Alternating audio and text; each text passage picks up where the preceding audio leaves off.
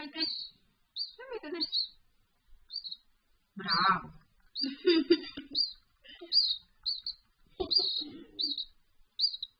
Bravo. Ia uite ce se bucură.